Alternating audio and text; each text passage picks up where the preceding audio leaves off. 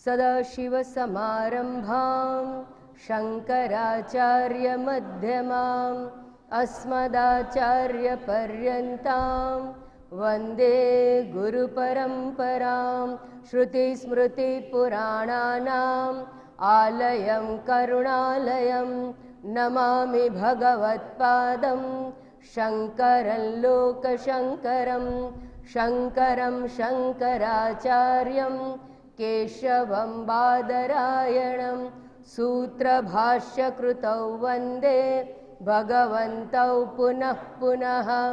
ईश्वरो गुरुरात्मेति मूर्तिभेदविभागिने व्योमवद्व्याप्तदेहाय दक्षिणामूर्तये नमः। श्रीहरिं परमानन्दम् उपदेष्टारमीश्वरं व्यापकं सर्वलोकानां कारणं तं नमाम्यहम्। અત્યાર સુધીમાં મંગલાચરણનો શ્લોક આવડી જવો જોઈતો હતો. પાનું ખોલીને જોવાની જરૂર ના પડે. એક શ્લોક, પહેલો શ્લોક મંગલાચરણનો આપણે હંમેશા કરવાનો છે. ગઈકાલે આપણે પુનરાવર્તનની દિશામાં જોયું તો આ ગ્રંથના પ્રથમ શ્લોકની અંદર મંગલાચરણ કરવામાં આવ્યું. બીજા શ્લોકમાં અનુબંધ ચતુષ્ટય અર્થાત 4-fold introductory factors of the text એ જણાવવામાં આવ્યું. ત્યારબાદ શ્લોક 33ની અંદર અધિકારીત્વની પ્રાપ્તિ કેવી રીતે થાય અર્થાત સાધન ચતુષ્ટય કેવી રીતે થઈ શકાય એ બતાવવામાં આવ્યું. અને શ્લોક 4થી 9 પર્યંત 4 સાધનો જે અધિકારી માટે કહેવાયા એ વિવેક, વૈરાગ્ય, ષડસંપત્તિ અને મોક્ષ, એની વ્યાખ્યા, પરિચય કે ઓળખ આપવામાં આવ્યો. એ આપણી પાસે હોવા જોઈએ. હવે ધારો કે આપણી પાસે આ સાધનો આવી ગયા, વિવેક આદિ આવી ગયા, તો શું કરવું જોઈએ મોક્ષાર્થે? તો મોક્ષાર્થે જ્ઞાન સિદ્ધ્યર્થમ વિચારઃ કર્તવ્ય. મોક્ષ પ્રાપ્તિ માટે જ્ઞાન જોઈએ. વચ્ચે જ્ઞાન છે. જ્ઞાન સિદ્ધ્યર્થમ વિચારઃ કર્તવ્ય. જ્ઞાન પ્રાપ્ત કરવું જોઈએ. જ્ઞાનથી જ મોક્ષ છે. અને એ જ્ઞાન એટલે આત્મ સ્વરૂપનું જ્ઞાન. એ જ્ઞાન એટલે જે એકના જાણવાથી સર્વનું જ્ઞાન થઈ જાય એ તત્વનું જ્ઞાન. એ જ્ઞાન એટલે બ્રહ્મ જ્ઞાન, એને બ્રહ્મ વિદ્યા કહેવામાં આવે. અને એ જ્ઞાન પ્રાપ્ત કરવા માટે, બ્રહ્મ વિદ્યાની પ્રાપ્તિ માટે વિચારણા એકમાત્ર સાધન છે, બીજું કોઈ સાધન નથી. તો વિચારની અનિવાર્યતા દર્શાવતા 11મા શ્લોકમાં કહું કે જેવી રીતે પદાર્થનું જ્ઞાન, વિષયોનું જ્ઞાન પ્રકાશની હાજરી વગર સંભવ નથી, એવી રીતે જ્ઞાન પ્રાપ્તિ માટે વિચાર વગર બીજો કોઈ ઉપાય નથી, એવી અનિવાર્યતા જણાવી 11મા શ્લોકની અંદર. અને 12મા શ્લોકમાં હવે વિચાર કરવો તો શેનો વિચાર કરવો, કોનો વિચાર કરવો, કેવો વિચાર કરવો?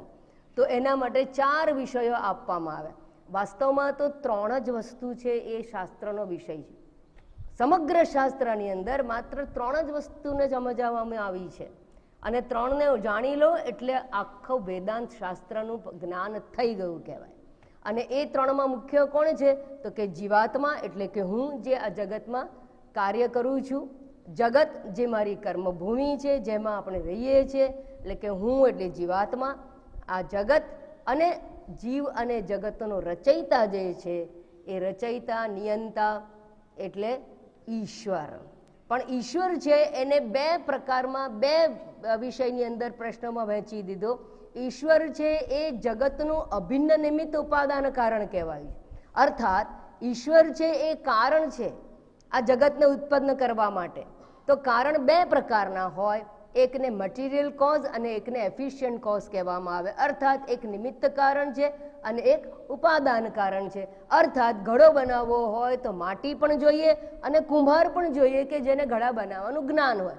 એમ ઈશ્વર એ જ છે કે જેને જગતની રચના કરવાનું જ્ઞાન છે અને એની પાસે મટીરિયલ છે કે જેના દ્વારા એ જગતને ઉત્પન્ન કરે છે. તો જગતના રચયિતા ઈશ્વર માટે 2 કારણ કહેવાયું, એક નિમિત્ત કારણ અને એક ઉપાદાન કારણ. તો અહીંયા પ્રશ્ન વિચાર એ કરવાનો કે હું કોણ, અહમ કહા, કોહમ, ઇદમ કથમ જાતમ, આ જગત ક્યાંથી ઉત્પન્ન થયું, શેમાંથી ઉત્પન્ન થયું. અસ્ય કર્તા કહ વિદ્યતે, આ જગતનો કર્તા કોણ છે. ઉપાદાનમ કિમ અસ્તિ, કર્તા એટલે એફિશિયન્ટ કોઝ, નિમિત્ત કારણ કોણ છે, બનાવનારો કુંભાર જેવો કોણ છે, અને એ શેમાંથી બનાવે છે, ઉપાદાન એટલે મટીરિયલ, એ શેમાંથી બનાવે છે. તો એ બંને પ્રશ્નો ઈશ્વર વિષયક પ્રશ્ન છે. માટે આમ ત્રણ વસ્તુ, પણ ઈશ્વર બે કારણ ઈશ્વર જ હોવાથી અહીંયા 4 ભાગમાં પ્રશ્નોનું વિભાજન કરવામાં આવ્યું. બસ આ 4 વસ્તુને જાણી લો એટલે આપણું અધ્યયન પૂરું થયું કહેવાય. સારું, હવે આ બધું તો બહુ અઘરું છે, કેવી રીતે ખબર પડે. તો શંકરાચાર્યજીએ કૃપા કરીને જેની પાસે સમય ના હોય એને ક્રેશ કોર્સ આપી દીધો અને શ્લોક 13, 14 અને 15 આ 3ની અંદર આ ઉત્તર આપી દીધો. અને 13મા શ્લોકની અંદર એમણે કહ્યું કે ના હું કોણ છું એ કહેવા માટે એવું ના કહ્યું કે તું આ છું. આપણને કોઈ પૂછે કે તમે કોણ છો, તો આપણે તો લિસ્ટ આપી દે, બાયોડેટા આખો આપી દે, મારો જન્મ આ સાલમાં થયો, અહીંયા થયો, મારા માતા પિતા, બધું આપણે આપણા વિશે કહી દઈએ. પણ અહીંયા જ્યારે કહેવામાં કોહમ, હું કોણ, તો શાસ્ત્ર સીધે સીધું નથી કહેતો કે તું આ છે, પણ શું કહે છે, ન અહમ ભૂત ગણાહા, હું ભૂતોનો સમૂહ નથી. જે તત્વ હું છે, આપણને આપણો પરિચય આઈડેન્ટિટી કાર્ડ આપે છે, આપણું આધાર કાર્ડ તો લઈને ફરીએ છીએ, પણ એ આપણો પરિચય નથી. આપણો પરિચય આ છે, હું ભૂતોનો સમૂહ નથી, પંચમહાભૂતનું પૂતળું નથી, અર્થાત હું સ્થૂળ શરીર નથી. ન અહમ ચ અક્ષગણઃ, અક્ષ એટલે ઇન્દ્રિય સમૂહ હું નથી. ઇન્દ્રિયમાં બંને આવી ગયા, આંતર અને બાહ્ય એટલે અંતઃકરણ એટલે મન વગેરે, અને ઇન્દ્રિય આદિ 10 ઇન્દ્રિય કહો, 5 ઇન્દ્રિય કહો, બધું સૂક્ષ્મ શરીર અંતર્ગત જે કંઈ આવેલું છે એ સૂક્ષ્મ શરીર જે મૃત્યુ સમયે આ સ્થૂળ શરીરને છોડીને જનારું છે, એ બધું એ પણ હું નથી. મારો પરિચય આટલો જ છે. પતી ગયું. હું આ સ્થૂળ શરીર નહીં જેને બાળવામાં આવે મૃત્યુ સમયે, અને હું એ પણ નહીં જે આ શરીર છોડીને જાય છે. એટલે સદગતિ કે અવગતિ મારી નથી. હા, એવું જે તત્વ છે એતદ વિલક્ષણ, આ બંનેથી વિલક્ષણ તત્વ છે એ હું છું. હું એટલે સેલ્ફ એટલે આત્મા, એમ પરિચય આપી દીધો શ્લોક નંબર 13માં. શ્લોક નંબર 14ની અંદર આ જગત શેમાંથી ઉત્પન્ન થયું, તો કે અજ્ઞાનમાંથી ઉત્પન્ન, અવિદ્યામાંથી ઉત્પન્ન થયું, એમ કહીને સ્પષ્ટ કરી નાખ્યું શંકરાચાર્યજીએ કે અજ્ઞાનમાંથી જે કંઈ જન્મે એ ભ્રાંતિ જ હોય. દોરીના અજ્ઞાનમાંથી સાપ જન્મે તો સાપ ભ્રાંત જ હોય. બસ એમ ભ્રાંત સર્પવત આ જગતની ઉત્પત્તિ છે અવિદ્યામાંથી. એટલે અવિદ્યા શું છે એ નહીં સમજવાનું, ભ્રાંતિ છે એ જણાય છે, જગત દર્શન છે. જો સર્પ દર્શન હોય તો દોરીનું અજ્ઞાન છે જ, એવી રીતે જગત દર્શન છે તો જગતનું અધિષ્ઠાન, દોરીવત અધિષ્ઠાન બ્રહ્મ છે, એનું અજ્ઞાન છે, તો જ જગત દર્શન સંભવ છે. અજ્ઞાન પ્રભવમ સર્વમ જ્ઞાનેન પ્રવિલીયતે, કન્ફર્મ કરવા માટે કે છે. અને જો જ્ઞાન થઈ ગયું કે જેવી રીતે દોરીનું જ્ઞાન થઈ જાય તો સર્પનું શું થાય છે, નાશ. નાશ ના થાય, નાશ તો હોય એનો થાય, સર્પનો બાદ થાય, લય થઈ જાય. લય થઈ જાય એટલે દ્રષ્ટિ ગોચર નથી થતો, એને જ એનું વિલીન થવું કહ્યું. બસ એ રીતે આ જગત એ પણ તત્વનું જ્ઞાન થતાની સાથે એનો પણ બાદ થઈ જાય છે, જ્ઞાનેન પ્રવિલીયતે. પછી એનો કરતા કોણ છે, સંકલ્પો વિવિધ કરતા. 2 પ્રકારે સંકલ્પ જોવામાં આવે કે જીવોના સંકલ્પ પ્રમાણે જીવોના કર્મ હોય છે, અને એ કર્મની બ્લુ પ્રિન્ટને આધારે ઈશ્વર જગતની રચના કરે છે. માટે જગતમાં વૈવિધ્ય છે, માટે કોઈ દુઃખી છે, કોઈ સુખી છે, કોઈ ધનવાન છે, કોઈ ગરીબ છે, કોઈ લૂલો લંગડો છે અને કોઈ તંદુરસ્ત છે, કોઈ સ્ત્રી છે, કોઈ પુરુષ છે, કોઈ ઇન્ડિયન છે, કોઈ ચાઇનીઝ છે. આ બધું કર્મના ફળને આધીન છે. એ બ્લુ પ્રિન્ટ ઈશ્વર પાસે હોય છે, એના આધારે ઈશ્વર રચના કરે છે. નંબર 1. બીજું સંકલ્પ વિવિધ કરતા. સંકલ્પ એટલે ઈશ્વરની સંકલ્પ શક્તિ, એને માયા કહેવામાં આવે છે, અને એના દ્વારા આ જગતની ઉત્પત્તિ થાય છે. તો જીવોના કર્મોનું કારણ સંકલ્પ છે, સંકલ્પનું કારણ પણ અવિદ્યા છે, અને માયા પણ શું છે, અવિદ્યા રૂપા છે. અને માટે એ માયા દ્વારા જગતની ઉત્પત્તિ થઈ છે. માયા ક્યાં છે, કેવી છે, ગઈકાલે મેં પ્રશ્ન કરેલો કે અજ્ઞાન જેવી વસ્તુ છે ક્યાં? અજ્ઞાન ખરેખર કોઈ વસ્તુ છે જ નહીં. અને માયા જો અવિદ્યા રૂપા હોય, અવ્યક્ત નામની પરમેશ શક્તિ અનાદિ અવિદ્યા ત્રિગુણાત્મિકા, પાછા એનું ટેક્સચર પણ આપી દીધું. જે વસ્તુની ખબર નથી એ 3 ગુણ વાળી છે. કેવી રીતે ખબર પડી? કાર્યાનુમેય સુધી એવમાં. 3rd line is important. કાર્ય ઉપરથી કારણનું અનુમાન કરવામાં આવે છે. કાર્ય છે, જગત છે, એનું કોઈ કારણ હોવું જોઈએ. અને જગતનું દર્શન છે જે સત્ય નથી, મિથ્યા જગત છે. અને જો મિથ્યા જગત હોય, બાધિત જગત હોય, અનિત્ય જગત હોય, જે અનિત્ય હોય, મિથ્યા હોય, બાધિત હોય, અને માટે એનું કારણ અજ્ઞાન હોય. અને અજ્ઞાન છે એ એનું કારણ હોવાથી એને આપણે સ્વીકારીએ છીએ. કેમ સ્વીકારીએ છીએ? કાર્ય છે માટે કારણનો સ્વીકાર કરવો જ પડે. કાર્યાનુમેયા સુધી એવ માયા. માયા છે એ જગત કારણ છે. કેમ? જગત દર્શન છે. અને જ્યાં સુધી જગત દર્શન છે ત્યાં સુધી માયાનો સ્વીકાર કરવો જ પડે. બાકી એનો કોઈ જવાબ નથી. બ્લેક હોલ ક્યાંથી આવ્યો? Black whole time and space ક્યાંથી આવ્યા? બ્લેક હોલ એક જગ્યાએ બતાવે છે. તો ટાઈમ એન્ડ સ્પેસ ની અંદર છે બધું. તો where are the time and space? દેશ અને કાળ ક્યાં છે? શાસ્ત્ર કહે છે એ માયા કાર્ય છે. જ્યાં સુધી નહીં સમજાય ત્યાં સુધી સાયન્સ પણ અધૂરું જ રહેવાનું છે. There is never full stop in science. કારણ કે એનો કોઈ જવાબ નથી એમની પાસે. કારણ કે એ જગતથી ભિન્ન પોતાને મૂકી અને જોવાનો પ્રયત્ન કરે છે. ત્યાં શાસ્ત્રનો પરિચય નહીં થાય ત્યાં સુધી આ સત્ય સમજાવવાનું નથી. એક વાત આગળ જઈએ. અસ્ય કર્તા કહ વિદ્યતે. પછી ઉપાદાનમ કિમ અસ્તિ. આ જગતનું ઉપાદાન શું છે? તો માયા. સંકલ્પો વિવિધ કરતા અને ઈશ્વર વિવિધ કરતા ઈશ્વર. અને ઉપાદાન કોણ છે? તો ઉપાદાન કરતા, ઉપાદાનને સમજાવતા કહેવામાં આવ્યું કે એકમ સૂક્ષ્મમ સદ અવ્યય. ઉપાદાનમ, શ્લોક નંબર 15મો. એતયોહો યદ ઉપાદાનમ. આ બંનેનું જે ઉપાદાન છે, માયા અને અજ્ઞાનનું, સંકલ્પ અને અજ્ઞાનનું ઉપાદાન છે કોણ છે? ઉપાદાનમ એતયોહો ઉપાદાનમ એકમ સૂક્ષ્મમ સત અવ્યયમ. આ 4 પદને બરાબર યાદ રાખી. ઉપાદાન માત્ર એક જ વસ્તુ છે. એકમાંથી અનેકનું સર્જન કર્યું છે. એકમ સત વિપ્રા બહુધા વિદંતી. એ એક એકમ. પછી કહ્યું છે સૂક્ષ્મમ. સૂક્ષ્મ અર્થાત સૂક્ષ્મ અર્થાત જેને ઇન્દ્રિય દ્વારા જાણી શકાય નહીં, જેને મન દ્વારા જાણી શકાય નહીં. મન અને ઇન્દ્રિય અગોચરમ. સૂક્ષ્મ નંબર 1. સૂક્ષ્મ અર્થાત વ્યાપકમ. જેટલું જેટલું સૂક્ષ્મ હોય એટલું વ્યાપક હોય. સૂક્ષ્મતા એ વ્યાપકતા સૂક્ષ્મતાના પરિમાણ ઉપરથી નક્કી થાય છે. જે જેટલું સૂક્ષ્મ હોય એટલું વ્યાપક હોય. દ્રષ્ટાંત સહિત મેં એ વખતે સમજાવેલું છે. એકમ સૂક્ષ્મમ સત. સત અર્થાત નિત્ય.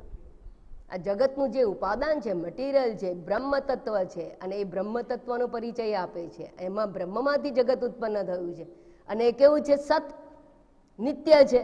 અને અવ્યય એટલે એમાં ક્ષય નથી. સત કહું એટલે નિત્ય, અને વ્યય નથી એટલે પણ અવિનાશી. તો સત અને નિત્ય કહું અને અવ્યય એટલે અવિનાશી કહું, એ બેમાં ફેર શું? 2 શબ્દ વાપરવાની જરૂર શું શંકરાચાર્યજીએ? પાદપૂર્તિ કરવા માટે? મીટર પૂરું કરવા માટે?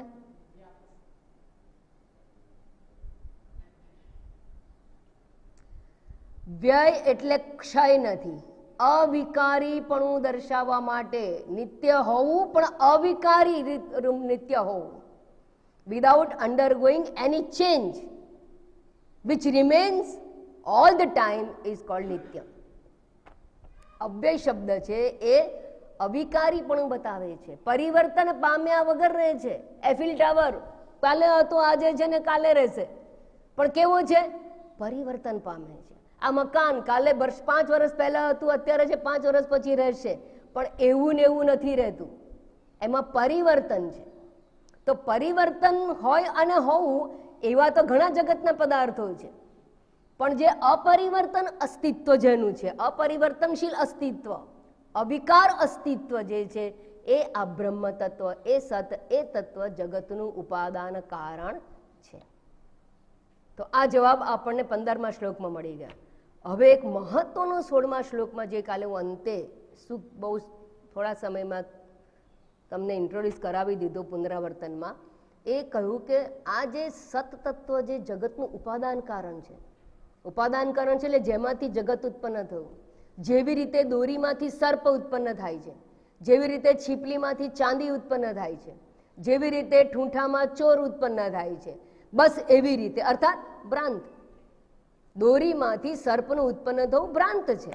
તો સર્પ જે છે એનું અધિષ્ઠાન, સબસ્ટ્રેટમ, જેના આધારે સર્પ રચે, જેના આધારે આપણને સર્પની ભ્રાંતિ થઈ, એ દોરી છે. બસ એક પ્રકારે આખું જગત જેના આધારે છે, જેના આધારથી આપણે જગતનું દર્શન કરીએ છીએ, ભ્રાંત દર્શન, મિથ્યા જગતનું દર્શન કરીએ છીએ, એ તત્વ એકમ સત સૂક્ષ્મ અવ્યય છે. હવે એવું જે તત્વ છે એ ક્યાં છે? તો અહીંયા 16મા શ્લોકમાં કહ્યું અહમ અપી, હું પણ. કયો હું? ન ભૂતગણ દેહ ન ચ અક્ષગણ. એનાથી જે વિલક્ષણ તત્વ જે 13મા શ્લોકમાં કહેવામાં આવ્યું, એવું જે અહમ તત્વ છે એ અહમ તત્વ પણ સૂક્ષ્મ. કોના જેવું સૂક્ષ્મ? જગતના ઉપાદાન કારણ જેવું, બ્રહ્મ જેવું. પછી એ પણ એક અહમ અપી એક, એકોહમ દ્વિતીયો નાસ્તિ. પણ રાવણ કે છે એ અર્થમાં નહીં. રાવણ પણ એવું કે છે એકોહમ દ્વિતીયો નાસ્તિ. અહમ એક અપી સૂક્ષ્મ, હું એક છું, સૂક્ષ્મ છું. અને પાછળના શબ્દો જો, સત અવ્યય, હું પણ સત છું અને અવ્યય છું. એનો અર્થ શું થયો? જે જગતનું અધિષ્ઠાન છે એ જ હું છું. એ હું કોણ છું? કેવી રીતે સમજાય? તો કે છે સાક્ષી. એ હું સાક્ષી છે, પ્રત્યેગાત્મા, સાક્ષાત ઈક્ષતે. સાક્ષી સાક્ષાત ઈષ્યતે. અને જ્ઞાતા, સાક્ષી એટલે કેવો? તો કે જ્ઞાતા સ્વરૂપ, જાણનારો. તો જે પાંચ ભૂતથી વિલક્ષણ એટલે કે દેહથી વિલક્ષણ તત્વ છે, જે આ ઇન્દ્રિય સમૂહથી વિલક્ષણ સૂક્ષ્મ શરીરથી ભિન્ન છે, એ જ્ઞાતા છે, એ સાક્ષી છે. એ કોણ છે? Knower of all this, knower of the subtle body, knower of the gross body. સ્થૂળ અને સૂક્ષ્મ બંને શરીરને જે જાણનારો છે, એ જે તત્વ છે બંનેથી વિલક્ષણ છે. જ્ઞાતા હંમેશા જ્ઞેયથી ભિન્ન હોય. તો સૂક્ષ્મ અને સ્થૂળનો જ્ઞાતા જે છે, અને એ જ્ઞાતા તત્વ છે એ કેવો છે? સાક્ષાત ઈક્ષતે. એ સ્વયં પ્રકાશ છે, એને જાણવા માટે કોઈની જરૂર નથી. એ સ્વયં હોય અને પોતાને જાણે છે. જેમ સૂર્ય, એને પ્રકાશિત કરવા માટે કોઈ અન્ય પ્રકાશની આવશ્યકતા નથી, કારણ કે સ્વયં પ્રકાશ છે. એમ આ જે હું છે એ હું તત્વને જાણવા માટે કોઈના આધારની આવશ્યકતા નથી. એવું જે હું તત્વ છે એ સત અને અવિનાશી છે. અને અધિષ્ઠાન બ્રહ્મ પણ સત અને અવ્યય છે, એક છે, સૂક્ષ્મ છે. એનો અર્થ એ થયો કે અહમ બ્રહ્મ અસ્મિ, હું જ એ બ્રહ્મ છું. શંકરાચાર્યજીને કોઈએ પૂછ્યું કે આખું વેદાંત શાસ્ત્ર છે એ અમને થોડા બહુ જલ્દી સમજાવી દો, બહુ સમય નથી અમારી પાસે. તો શું કહ્યું શંકરાચાર્યજીએ? તને એક શ્લોકમાં નહીં, શ્લોકાર્ધેન પ્રવક્ષ્યામિ, અડધા શ્લોકમાં કહી દઉં છું. શ્લોકાર્ધેન પ્રવક્ષ્યામિ યદુક્તમ ગ્રંથ કોટિભિ. કરોડો ગ્રંથો દ્વારા જે કહેવામાં આવ્યું એ હું તને અડધા શ્લોકમાં કહી દઉં. શું કહું? બ્રહ્મ સત્યમ જગત મિથ્યા જીવો બ્રહ્મૈવ ના પરા. તો બ્રહ્મ સત્યમ અવિનાશી કયું, સત કયું, જગત મિથ્યા અજ્ઞાનમાંથી ઉત્પન્ન થયું છે, બરાબર? એટલે મિથ્યા છે સર્પવતા. અને જીવ હું કોણ કહ્યું ને? હું એ બ્રહ્મથી અભિન્ન છું. આ બધી વાત આ 4 શ્લોકની અંદર આવી ગઈ. તો 16 શ્લોકમાં 16મા શ્લોકની અંદર જીવાત્મા અને પરમાત્માનું ઐક્ય દર્શાવવામાં આવ્યું. માતાજી સમજાયું નહીં તો હું તમને એટલું જ કહી દઉં કે આ જ સમજવાનું છે. આ સમજવા માટે અનેક ગ્રંથો ખૂબ વિસ્તારથી કરે છે વાત, અને એ વાતને સમજવા માટે જ આપણે પ્રયત્ન કરીએ છીએ. એને જ શ્રેય પુરુષાર્થ, મોક્ષ પુરુષાર્થ કહેવામાં આવે છે. એટલે ના સમજાયું હોય તો ચિંતા ના કરતા. આ તો કેવું છે, પ્રમેયમાં જે સિદ્ધ કરવાનું હોય એમાં પહેલી લાઈન ઉપર લખેલી હોય, છેલ્લે ઇતિ સિદ્ધમ તો છેલ્લે આવે. કેટલા સ્ટેપ્સ અંદરથી આવી જાય, એ બધા સ્ટેપ્સ હવે આખા ગ્રંથની અંદર આપવામાં આવેલા છે. આ તો જે આપણે સમજવાનું છે એનો આપણને એક થોડાકની અંદર સંક્ષેપમાં આપણને સમજાવી દીધું. What you are going to achieve, what you are going to learn. કેટલી સુંદર એક વિચારધારા છે કે આપણને એક એક પડાવની સમજ આપતા જાય છે. આવી રીતે ગ્રંથની રચના કરી હોય તો કદાચ આપણા જ ગ્રંથોની અંદર આ જોવા મળે. પદ્ધતિસરનું શિક્ષણ એ આનું નામ છે. હવે 17મા શ્લોકથી એક પછી એક પ્રશ્નનો વિસ્તારપૂર્વક ઉત્તર આપવામાં આવ્યો છે. તો 17મા શ્લોકમાં જે ઉત્તર આપ્યો છે એ પ્રથમ પ્રશ્નનો ઉત્તર છે. પ્રથમ પ્રશ્ન કયો હતો એનો જવાબ તમારી પાસેથી માંગુ છું. પ્રથમ પ્રશ્ન શું હતો? કોહમ. હા, વાહ. એટલે હું કોણ, એટલે મને મારો પરિચય કરાવે છે શંકરાચાર્યજી, મારી ઓળખ આપે છે. તો હવે એ ઓળખ આપતા વખતે એમાં શ્લોક 17, 18, 19, 20 અને 21 આ 5 શ્લોકમાં સેકન્ડ લાઈન છે ને એની રિપીટ થાય છે. એટલે હાશ, અડધો શ્લોક નહીં ભણવાનો, અડધો જ ભણવાનો. તો એ પહેલા 17 થી 21 પર્યંતની વિચારણા જે આપણે થઈ ચૂકેલી છે યુટ્યુબ પર છે એનું જ હું પુનરાવર્તન કરું છું. તો પહેલા 17મો શ્લોક, એક એક શ્લોક ગવડાવી. 17 થી આરંભ થાય છે વિવેક વિચાર. આત્મા અનાત્મા વિવેક વિચારનો આરંભ થાય છે. અહમ અર્થાત સેલ્ફ, સેલ્ફ એટલે જ આત્મા, આત્માને જ સેલ્ફ કહેવામાં આવે છે. એટલે હું જાતે, પોતે, સ્વયં, અનેક શબ્દો આપણે વાપરી શકીએ છીએ. એ હું કોણ છું એ સમજાવવામાં આવ્યું છે. શ્લોક નંબર 17. આત્મા વિનિષ્કલો ह्येकः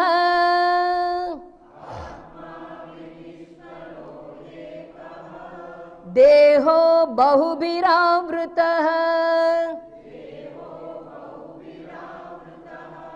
તયોરૈક્યં પ્રપશ્યન્તિ કિમજ્ઞાનમતઃ પરમ. આત્મા વિનિષ્કલો ह्येको દેહો બહુભિરાવૃતઃ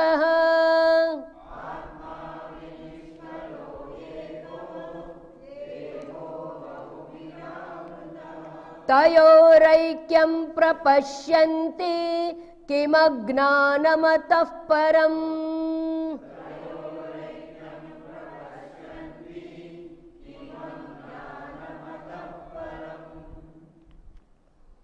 હા, હવે આત્મા અનાત્મા વિવેક વિચારનો આરંભ થયો. એનો અર્થ કે હું અને મારાથી ભિન્ન એ બધું અનાત્મામાં આવી જાય. પહેલું આટલું સમજવું જ પડે. હું પોતે અને મારા સિવાયનું આખું જગત, જે કંઈ મારાથી જુદું છે એ બધું અનાત્મા અંતર્ગત આવી જાય. આત્મા અનાત્મા એ બંનેનો ભેદ વિભાગ એ જણાવવામાં આવેલો છે. હવે અનાત્માની અંદર કોણ આવે?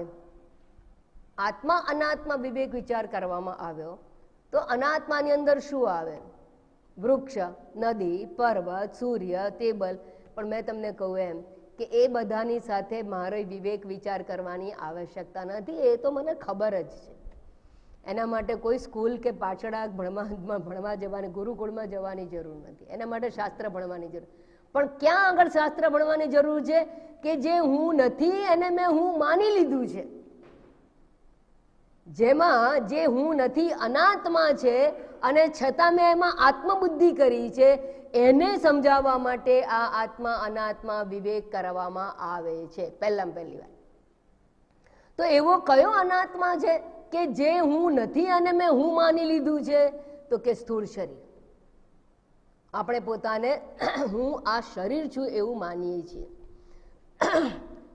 13મા અધ્યાય ભગવાન કે ઇદમ શરીરમ કૌંતેય. શરીરમ ઇદમ, ઇદમ એટલે આ શરીરને હું માન્યું છે I is not equal to this, પણ છતાં ધીસ બોડી ઇઝ મી, શરીર હું એવું આપણે માની બેઠા છીએ. This is universal error.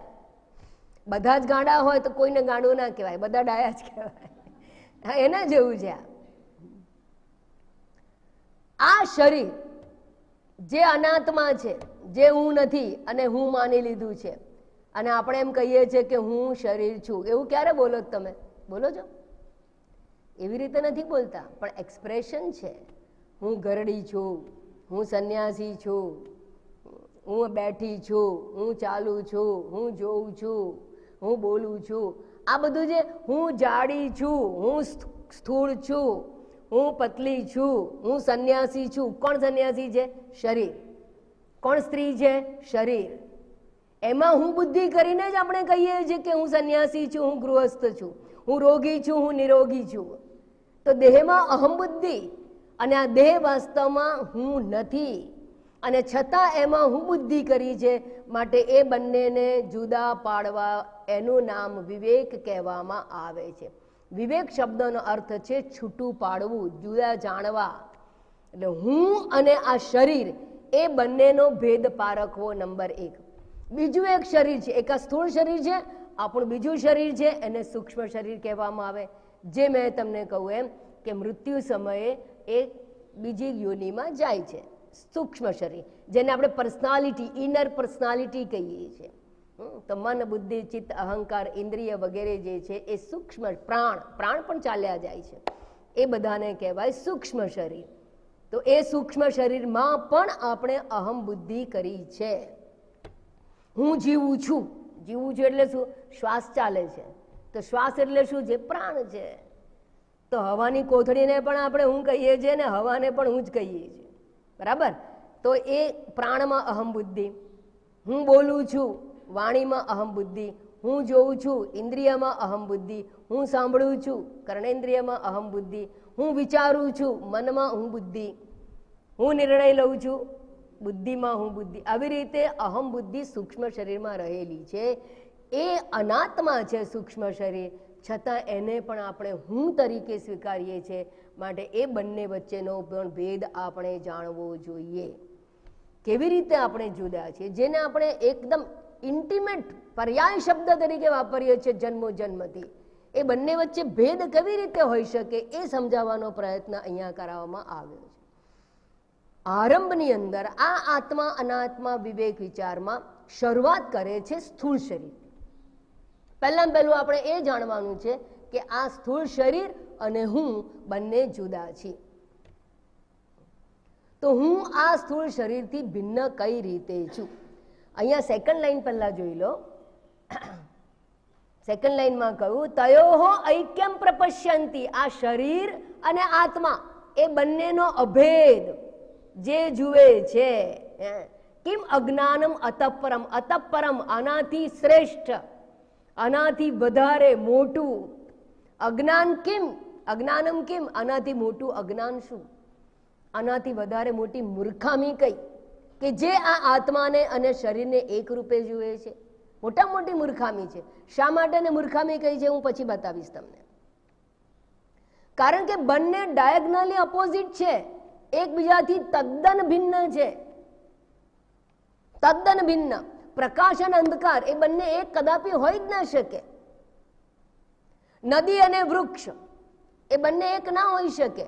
હા, તમને દોરીમાં સર્પની ભ્રાંતિ થઈ શકે, છીપલામાં ચાંદીની ભ્રાંતિ થઈ શકે, કારણ કે કંઈક સામ્યતા છે. કંઈક સામ્યતા હોય તો ભ્રાંતિ શક્ય છે. ચિમનભાઈમાં મગનભાઈની ભ્રાંતિ થઈ શકે, પણ ચિમનભાઈમાં શાંતિબેનની ભ્રાંતિ ના થાય, કારણ કે બંને ભિન્ન છે, તદ્દન ભિન્ન છે. જે તદ્દન ભિન્ન હોય એની અંદર એકતા જોવી એ મૂર્ખામીની પરાકાષ્ઠા કહેવામાં આવે છે. કૂતરું અને શિયાળ એમાં ભ્રાંતિ થઈ શકે, કૂતરું શિયાળ જેવું જ દેખાતું હોય, પણ મચ્છર અને હાથી કેટલો વિરોધાભાસ છે. હું તો આ બે બોલું છું વિરોધાભાસ, એ તો કઈ નથી. આત્મા અને શરીર વચ્ચે તો તદ્દન વિરોધાભાસ. they don't enjoy the same platform of reality, same realm of reality. They don't enjoy. અને માટે અહીંયા કહેવામાં આવ્યું તયોહો ઐક્યમ પ્રપશ્યંતિ અજ્ઞાનમ અત પરમ કિમ. આનાથી મોટી મૂર્ખામી કોઈ નથી. એનો અર્થ હું શું કહેવા માંગુ છું, એ મૂર્ખામીથી મુક્ત થવા માટે આપણી પાસે વિવેક વિચાર હોવો જોઈએ. કયો વિવેક હોવો જોઈએ? અર્થાત ભેદ જાણવાની ક્ષમતા હોવી જોઈએ. કયો ભેદ જાણવાની ક્ષમતા? તો કે આત્મા કોણ શું છે, અનાત્મા શું છે. આરંભ અહીંયા કરવામાં આવે છે આત્મા અને સ્થૂળ શરીરનો ભેદ જાણવો. તો અહીંયા શંકરાચાર્યજી 17મા શ્લોકથી આરંભ કરીને હવે આત્મા અને સ્થૂળ શરીરનો ભેદ દર્શાવે છે. સારું, અહીંયા પહેલા કહું, શ્લોકનું ભાષાંતર પહેલા જોઈ લઈએ. આત્મા વિનિષ્કલહ. વિનિષ્કલહ, કલા એટલે પાર્ટ્સ, ખંડ, અવયવ. આત્મા નિરઅવયવ છે, પાર્ટલેસ, અખંડ છે, કોઈને અંગ નથી, ઉપાંગ નથી. આત્મા અંગ ઉપાંગ રહિત, અવયવ રહિત, એને કહેવાય વિનિષ્કલહ, અખંડ, અખંડ છે. અને દેહ બહુભિઃ આવૃત, અને શરીરના તો અનેક અંગો ઉપાંગો છે. હાથ, પગ, માથું, દળ, અંદર બહાર બધા અનેક ઉપાંગોના અંગો છે. નખ, માથાના વાળ, કેટલા પ્રકારના અંગો છે. બહુભિઃ આવૃત, એ બધાથી બનેલું છે. દેહ અનેક છે, માત્ર મનુષ્ય દેહ નહીં, પ્રાણી દેહ પણ છે, પશુ દેહ છે, પક્ષી દેહ છે, જળચર છે, સ્થાવર છે, જંગલ, બધા દેહ છે. જળચર છે, ખેચર છે. અને આત્મા એક, વિનિષ્કલહ હિ એક. અને શરીરો તો ઘણા છે. તો આ બંને વિરોધ, એક એક છે, એક અનેક છે. એક અખંડ છે, એક ખંડિત એટલે ખંડયુક્ત છે. એક નિરવયવ છે, એક સાવયવ છે. એક નિષ્કલ છે, એક સકલ છે. આ બંને તદ્દન વિરોધી છે, અને છતાં બંને વચ્ચેનું ઐક્ય જોવામાં આવે છે. એનાથી વધારે મોટી મૂર્ખામી કઈ? હવે આમાં પ્રવેશ કરતા પહેલા મેં પહેલા પણ સમજાવ્યું છે અને અત્યારે પણ સમજાવ્યું કે એક વસ્તુ આત્મતત્વ એટલે શું, પહેલા એ સમજી લે. આત્મા કેવો છે એ જાણવો હોય તો આપણે આત્માને ઓળખવો પડે. આત્મા અને શરીરનો સંબંધ કેવો છે? આત્મા શરીરમાં છે ક્યાં? કોને આત્મા કહેવામાં આવે? શરીરથી ભિન્ન આત્મા એટલે કે હું છું, તો કોને આત્મા કહેવામાં આવે છે? આ શું છે? આ ગ્લાસ છે કે સ્ટીલ છે?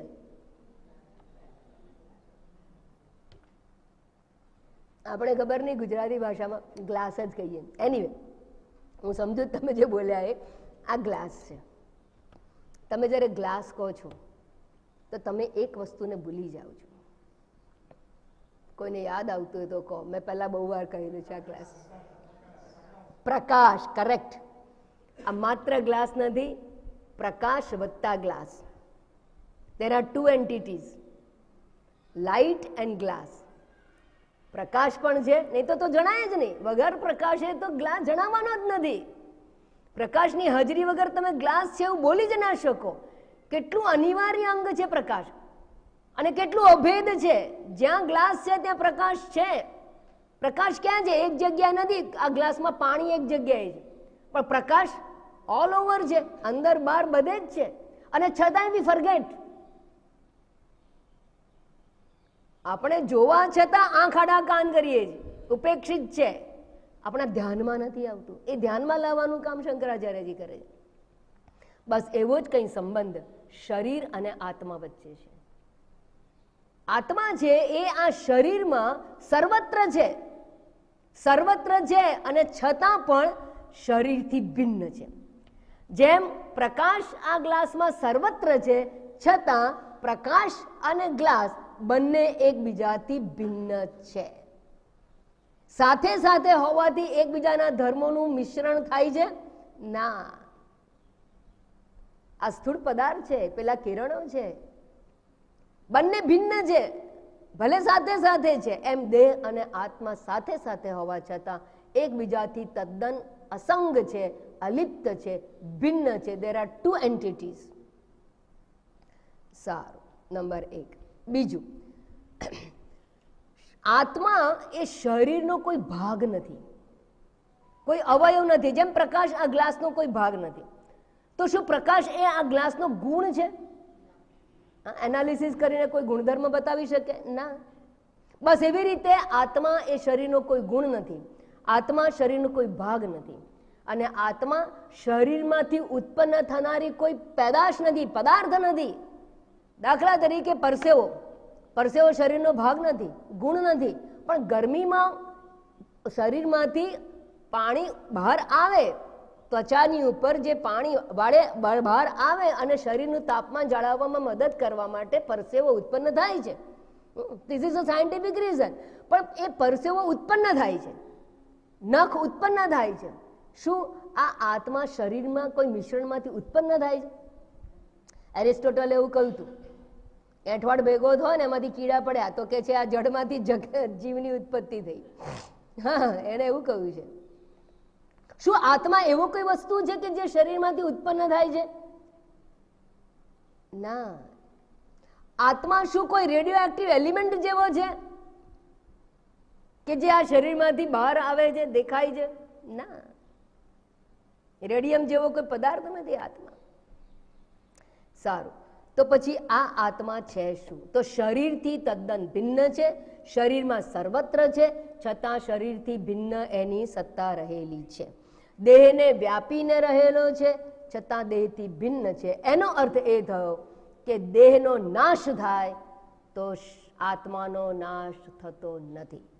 આ ગ્લાસ તૂટી જાય, એને તિરાડ પડે કે એને ગરમ કરીને ભઠ્ઠીમાં ઓગાળી નાખવામાં આવે તો ગ્લાસ નહીં રહે, ગ્લાસનો નાશ થશે, પણ ગ્લાસને પ્રકાશિત કરનારો પ્રકાશ જે છે એ ડીમ પણ થતો નથી, એનો નાશ પણ થતો નથી, એને કંઈ જ થતું નથી, એ અકબંદર. તો ગ્લાસના નાશથી પ્રકાશનો નાશ થતો નથી. એવી રીતે દેહના નાશે હું આત્મા એનો નાશ થતો નથી. નંબર 2, એનો અર્થ એ થયો કે આત્મા શરીરથી તદ્દન ભિન્ન છે, કોઈ સંબંધ નથી એની સાથે. છતાં જેમ પ્રકાશ વગર ગ્લાસ નથી જણાતો, એમ ચૈતન્ય આત્મા વગર દેહનું પણ ભાન થતું નથી. અચ્છા, બીજી વાત, આ પ્રકાશ ક્યાં છે? આ ગ્લાસ પર બધે જ છે. આ મારો હાથ છે, ત્યાં પ્રકાશ છે કે નહીં? છે. તો અહીંયા પ્રકાશ આ એક જગ્યાએ છે, આ બીજી જગ્યાએ છે, પણ ઇન બિટવીન કેવી રીતે કહ્યું? આ તો હાથ દેખાય છે એટલે પ્રકાશ છે, ગ્લાસ દેખાય છે તો પ્રકાશ છે, વચ્ચે ક્યાં છે? દેખાતો તો નથી. તો હાજરી કેવી રીતે માની લો છો? હું હાથ અહીં લઈ જઉં તો અહીંયા પ્રકાશની હાજરી છે, પરંતુ આ બંનેની વચ્ચે પ્રકાશને અભિવ્યક્ત કરનારું માધ્યમ નથી. There is no media which manifests the light so that we can appreciate the presence of light. છે, પણ આપણે એને એપ્રિશિએટ કરી શકતા નથી કારણ કે એની અભિવ્યક્તિનું માધ્યમ નથી. એવી રીતે શરીરમાં ચૈતન્ય આત્મા છે, તમારા શરીરમાં છે, તમારા અને મારા શરીરની વચ્ચે ચૈતન્ય આત્મા છે કે નહીં? પ્રકાશની જેમ હોવાથી એ છે, પણ એને અભિવ્યક્ત કરનારું માધ્યમ નથી, માટે એ આત્મા જણાતો નથી.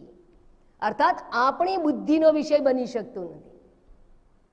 એની હાજરી તો છે, પણ આપણે એને એપ્રિશિએટ કરી શકતા નથી. તો આત્મા સર્વત્ર છે. આ પ્રકાશની જેમ પ્રકાશ રૂમમાં સર્વત્ર છે, બધે જ્યાં વસ્તુ નથી જણાતી, વસ્તુની વચ્ચે, બે વસ્તુની વચ્ચે પણ પ્રકાશ તો છે, પણ પ્રકાશ જ્યાં જ્યાં વસ્તુ જણાય છે ત્યાં પ્રકાશ અભિવ્યક્ત થાય છે, રિફ્લેક્ટ થાય છે. અભિવ્યક્ત થાય છે એટલે રિફ્લેક્ટ થાય છે. જ્યારે આ આત્મા સર્વત્ર છે, જ્યાં જણાતું નથી, જ્યાં શરીર નથી, ત્યાં એ રિફ્લેક્ટ થતો નથી, એટલે આપણે એને જાણી શકતા નથી. તો આટલી વાત સ્પષ્ટ કરી લો. આત્મા અને શરીર સાથે આ સંબંધ. આત્મા શરીરમાં સર્વત્ર છે, છતાં શરીરથી ભિન્ન છે. શરીરનો ગુણ નથી, ભાગ નથી, શરીરની કોઈ પ્રોડક્ટ નથી. શરીરની મર્યાદાથી એ મર્યાદિત નથી. શરીર અહીંયા છે, છતાં પ્રકાશ બધે જ છે. એવી રીતે ચૈતન્ય આત્મા શરીરમાં પણ છે અને શરીરની બહાર પણ છે. ભેદ માત્ર હોય તો અહીંયા અભિવ્યક્તિ સંભવ છે અને બીજી જગ્યાએ એની અભિવ્યક્તિનું માધ્યમ નથી. સારું, હવે જેમ આ ગ્લાસ વાંકો ચૂકો થાય તો પ્રકાશ કેવો થાય? પ્રકાશ વાંકો થાય કે ના થાય? ના થાય. તો શરીરની મર્યાદાઓ નહીં, શરીરના વિકારો સાથે પણ એને કોઈ સંબંધ નથી. શરીર રોગી થાય એટલે આત્મા રોગી ના થાય. શરીર છે એ વાંકું વળી જાય તો આત્મા વાંકો ના વળે. તો શરીરના વિકારોથી આત્મા વિકારી થતો નથી. આમ એક શરીરને જોતાની સાથે બે વસ્તુ સમજાવવી જોઈએ. એક ચૈતન્ય તત્વ જે ચેતન છે તે, અને બીજું આ સ્થૂળ શરીર. સ્થૂળ શરીર પંચમહાભૂતનું પૂતળું છે. પંચમહાભૂત એટલે આકાશ, વાયુ, અગ્નિ, જળ અને પૃથ્વી. અને આ ભૂત છે, આ પાંચે પાંચ ભૂત જળ છે કે ચેતન? જળ. એટલે શરીર જો જળ વસ્તુમાંથી ઉત્પન્ન થયું હોય તો શરીર પણ જળ છે. પણ જેના લીધે શરીર ચેતન બનતું જણાય છે એ તત્વ ચૈતન્ય હું કે આત્મા છે એ સર્વમાં છે, સર્વ શરીરની અંદર સર્વમાં રહેલું છે અને છતાં શરીરથી ભિન્ન અસ્તિત્વ છે. તો જ્યારે જ્યારે શરીરને જોવામાં આવે, કોઈ પણ શરીરને જુઓ તો એમાં બે વસ્તુ છે, એક જળ તત્વ છે અને એક ચેતન તત્વ છે. પહેલાં પહેલું બે વસ્તુ એપ્રિશિએટ કરતા શીખો, આને વિવેક વિચાર કહેવામાં આવે છે. સારું, હવે બે વિભાજન કેવી રીતે કરવું? દૂધ અને પાણી ભેગા થયા હોય તો વિભાજન અઘરું છે, પણ તેલ અને પાણી ભેગા થાય તો વિભાજન થોડું સરળ છે. સરળ છે. દૂધ પાણી માટે અઘરું છે. અને ધારો કે ડેરીવાળા બનાવી દે છે દૂધનો પાવડર અને પાણી તદ્દન છૂટું કરી નાખે છે, તો આપણે આ દેહ અને આત્માને જુદા પાડી શકીએ ખરા? જુદું જાણવાનું છે ને. વિવેક કોને કહેવાય? દેહ અને આત્માને જુદા પાડવા. તો કેવી રીતે જુદા પાડશો? અહીંયા આત્માને મૂકી દઈએ અને આ બાજુ દેહને. આત્મા ક્યાં છે? જે સર્વત્ર હોય એને જુદું પાડીને મૂકશો ક્યાં? પહેલામાં પહેલી વાત. બરાબર? જે સર્વત્ર હોય એ જુદું પડે કેવી રીતે? તો પછી કેવી રીતે એને જાણવાનું? આપણે ઘઉં અને કાકરા જુદા જાણી શકીએ, તેલ અને પાણી જુદા જાણી શકીએ. આ આત્માને અને અનાત્માને જુદા, એટલે દેહને અને ચૈતન્યને જુદું કેવી રીતે જાણી શકે? માત્ર બુદ્ધિપૂર્વક. You can't physically divide both of them. એને માત્ર બુદ્ધિ દ્વારા જાણવાનું. જેવી રીતે કોઈ હમણાં તપેલી લઈને પકડે રસોડામાં જઈને, આ શું થયું? દાજી ગયા. સંધી દાજી ગયા કે તપેલીથી? તપેલી દજાડે પહેલા એ કહો. પણ દાજી તો ગયા છો, ફોલ્લો તો પડી ગયો છે. હા, શું થયું? તપેલીથી નથી દાજ્યા. દાજ્યા તો ગરમીથી, પણ તપેલી ગરમ હતી. તપેલીમાં અગ્નિ હતો. દાજ્યા તો અગ્નિથી, ગરમીથી, પણ આપણે કઈ તપેલીથી દાજ્યા. તપેલીને કોઈ ગરમી છે જ નહીં, એ તો ઠંડો પદાર્થ છે, ધાતુ છે. પણ આપણે તપેલીથી, હવે હું એમ કહું છું કે ગરમ તપેલી જે હોય એના એ અને અગ્નિ બેને જુદા પાડો, પછી તપેલીને પકડો. જુદા પડે નહીં, જુદા જણાય. અગ્નિ જુદો છે, તપેલી જુદી છે. એ કેવી રીતે જણાય? બંનેનું ઓળખ પ્રાપ્ત કરો. અગ્નિ કોને કહેવાય અને તપેલી કોને કહેવાય, ધાતુ કોને કહેવાય, એ બંનેના ગુણધર્મોને જાણો, બંનેનો પરિચય મેળવો, તો ભલે અગ્નિ અને તપેલી એક રૂપ હોવા છતાં પણ બંનેનો ભેદ તમે સમજી શકો છો. માત્ર એને બુદ્ધિ દ્વારા જણાય. તો અહીંયા જે વિવેક વિચાર છે એ બુદ્ધિ દ્વારા કરવાનું છે. ચૈતન્ય આત્મા અને સ્થૂળ શરીર એ બંનેને જુદા પડાય નહીં. ફિઝિકલી જુદા ના પડી શકો તમે, પરંતુ એને જુદા જાણવાના છે. અને જુદા જાણીને શું કરવાનું? ચાલો તમને ખબર પડી ગઈ તો શું કરવાનું? એ ખાસ મહત્વનું છે. આપણે કંઈ ભણવા માત્ર નથી બેઠા, આપણે મોક્ષ જોઈએ છે. ગ્રંથો તો ઘણા છે. જુદા કરીને શું કરવાનું? આ શરીરથી ચૈતન્ય આત્મા હું ભિન્ન છું એ જાણીને શું કરવાનું? એ જાણીને જે આપણે અત્યાર સુધી જન્મથી જે ભ્રાંતિમાં જીવીએ છીએ કે દેહ હું છું, એમાંથી હું એને ઉઠાવી અને જે ચેતન તત્વ હું છે એમાં મૂકવું. Transformation of I from inert to consciousness. Transfer કરવાનું છે. વિવેક કરીને શું કરવાનું છે કે ભાઈ હું શરીર નથી એ સમજવાનું છે. દેહથી ભિન્ન ચૈતન્ય હું છું એ સમજવાનું છે. અને જો દેહ હું તો કયો હું? બાળપણનો દેહ હું છું, યુવાનીનો છું, વૃદ્ધાવસ્થાનો છું, રોગી હું દેહ હું છું, નિરોગી દેહ હું છું, ભિખારી દેહ હું છું. હું કોણ છું? ના, એ દેહ હું નથી, તો પરિવર્તન પામે છે. હું એ પરિવર્તનને જાણનાર, જોનાર. હું સ્કૂલમાં રમત કરતી હતી એ પણ મને ખબર છે, કોલેજમાં ગયા એનું પ્રાંગણ પણ મને ખબર છે, અને કેવી ગપ્પા મારીને ક્લાસ બંક કરતા હતા એ પણ ખબર છે. આપણે તો જ્ઞાતા છીએ. એ કોલેજનું શરીર જુદું, ગૃહસ્થી શરીર જુદું, વૃદ્ધ શરીર જુદું.